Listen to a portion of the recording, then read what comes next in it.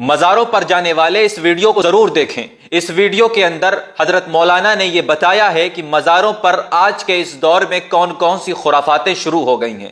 آپ اس پوری ویڈیو کو سنیے اور آگے امت مسلمہ تک ضرور شیئر کریے گا اور کمنٹ سیکشن کے اندر اپنی رائے کا اظہار ضرور کریے گا۔ آپ سنیے حضرت مولانا کی پوری بات کو۔ یہ مزارات پہ آپ جا کر دیکھیں، کوئی ماتھے ٹیک رہا ہے، چادریں چڑھاتے ہیں آپ مزارات پر، آپ کیوں نہیں پوچھتے کہ چادر کیوں چڑھاتے ہیں؟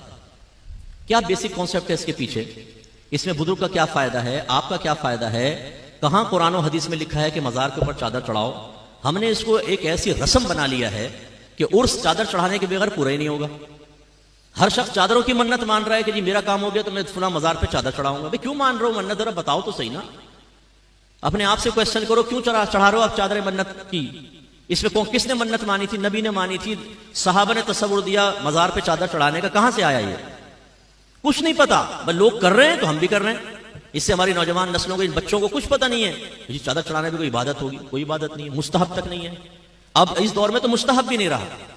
ایک دور تھا کہ جب قبرستان عام بنا دیے جاتے تھے، اس میں کسی عالم کی قبر ہے، کسی نبی کی قبر ہے، فرض کر لیں صحابہ کی ہے، تو لوگ ادب سے دور ہونے لگے، تو وہ قبور پہ چڑھ رہے ہیں صاحب، تو وہ جو اشرف القوم کی قبر ہے اس کی بھی بے حرمتی ہو رہی ہے، تو چلو ایک کپڑا ڈال دو یار، تاکہ فرق تو ہو جائے، آنے والے کو پتہ چلے کسی بزرگ کی قبر ہے دوسری، تو ایک چادر ڈال دی ادھر۔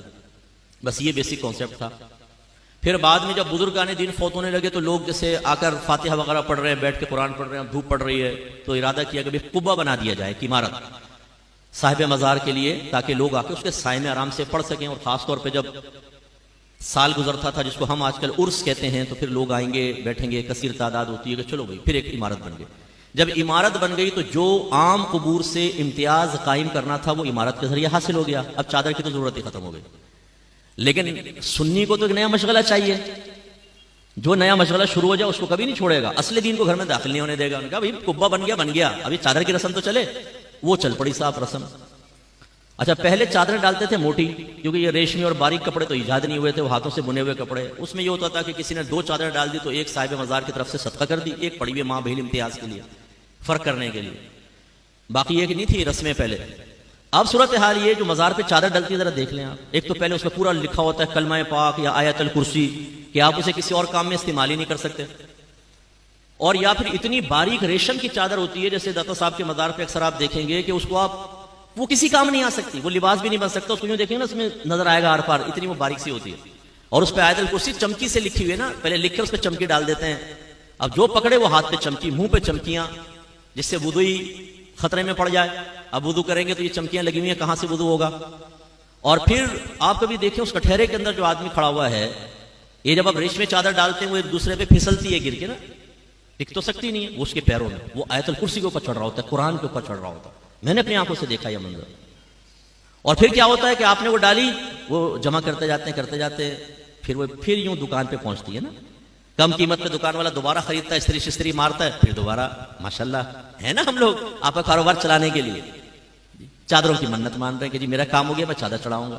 بھائی منت کسے کہتے ہیں؟ سب سے پہلے یہ سوچو، مجھے یقین ہے آپ میں بہت کم لوگ جانتے ہوں گے کہ منت کیا ہے، کسے کہتے ہیں منت، اس کا کیا شرعی تصور ہے، بہت کم لوگ جانتے ہوں گے، کیونکہ میرا 30 سالہ تجربہ ہے، مجھے معلوم ہے کہ ہم کتنی معرفت رکھتے ہیں۔ دوسری بات یہ چادر کی منت کہاں سے ایجاد ہوئی؟ اب ہم کہیں گے ہمیں نا مفتی صاحب ہم نے ایجاد کیا۔ اب یہ جو باتیں ہم کرتے ہیں یہ ہے اصلی دین جو میں آپ کو سمجھا رہا ہوں۔ ہمارے وہ لوگ جنہوں نے ان چیزوں کو پروموٹ کیا ہے، ہمارے اہل سنت میں ان کو ڈال کر ہمیں بدعتی کہلوایا، ہمیں قبر پرست کہلوایا، ان کے مقاصد کو پہنچتی ہے ٹھیس۔ وہ پیر کی شکل میں بھی آپ کو نظر آئے گا، وہ مقرر کی شکل میں بھی نظر آئے گا، وہ مصلح کی، وہ مبلغ کی شکل میں بھی نظر آئے گا، ان کی ناکوں میں لگے ہوئے سینسر۔ یہ مفتی صاحب پتہ نہیں کیسی باتیں کرتے ہیں، شاید پٹڑی سے اتر گئے۔ تو میں بولتا ہوں تمہاری چڑھی ہوئی ٹرین ادھر آؤ تو میں دیکھتا ہوں کہ تم پٹڑی پہ چڑھے ہوئے ہو میں پٹڑی پہ چڑھا ہوا ہوں۔ آئیں قرآن و حدیث کے اوپر پیش کرتے ہیں نا چیز کو، نہ آپ کی نہ میری۔ میرے آقا نعمت امام اہل سنت مجدد دین و ملت پروانہ شمع رسالت عظیم البرکت عظیم المرتبت شاہ احمد رضا خان علیہ رحمت الرحمان فرماتے ہیں کہ اگر بزرگوں کی طرف منسوب کوئی چیز ہمارے سامنے پیش کی جائے گی، ہم اسے سب سے پہلے قرآن و حدیث پر پیش کریں گے۔ اگر اس کے مطابق ہوگی تو قبول کریں گے، اگر اس کے خلاف ہوگی تو ہم یہ کہیں گے کہ یہ ہمارے بزرگوں نے نہیں کیا بلکہ نفس پرستوں نے یہ کام کر کے ہمارے بزرگوں کی طرف منسوب کر دیا۔ یہ میں تو نہیں کہہ رہا ہوں، پڑھیں ذرا فتاوی رضویہ۔ اچھا یہ بھی ایک میرا درد ہے بہت بڑا جی کنزُل ایمان پڑھیں، بہترین ترجمہ قرآن ہے، بہترین ترجمہ قرآن. اس سے کان میں پوچھو تو نے پڑھا کبھی کنزُل ایمان پورا؟ نہیں، آج تک نہیں پڑھا ہوگا، آج تک نہیں پڑھا ہوگا. خود کنزُل ایمان پڑھا نہیں ہے جی، پڑھے بہترین ترجمہ قرآن ہے. واقعی وہ بہترین ہے، لیکن پڑھو تو صحیح بھائی. اعلی حضرت قاطع بدعت تھے، بدعت کا قلع کما کر دیا. کہاں کیا ہے؟ آپ کو کیسے پتا چلا؟ آپ کہیں گے جی فتاوی رضویہ پڑھیں. اچھا تم نے پڑھا ہے؟ آپ میں سے بہت سے ایسے ہوگے جنہوں نے آج تک فتاوی رضویہ کو ہاتھ میں لے کر نہیں دیکھا ہوگا، شکل ہی نہیں دیکھی ہوگی فتاوی رضویہ کی کہ کچھ ہے یہ بھی.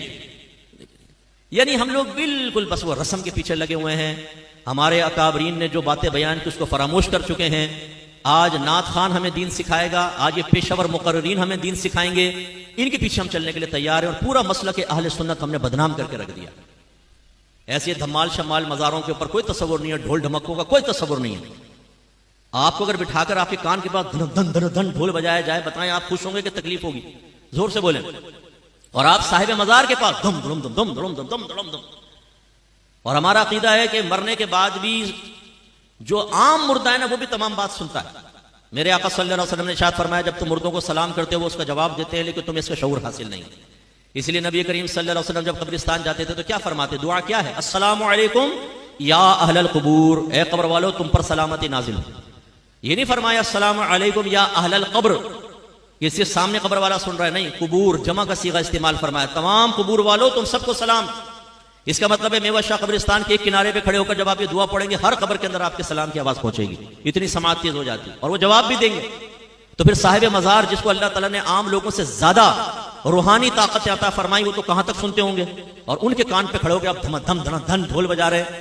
اس سے ان کو راحت سکون ملے گی کہ تکلیف ہوگی؟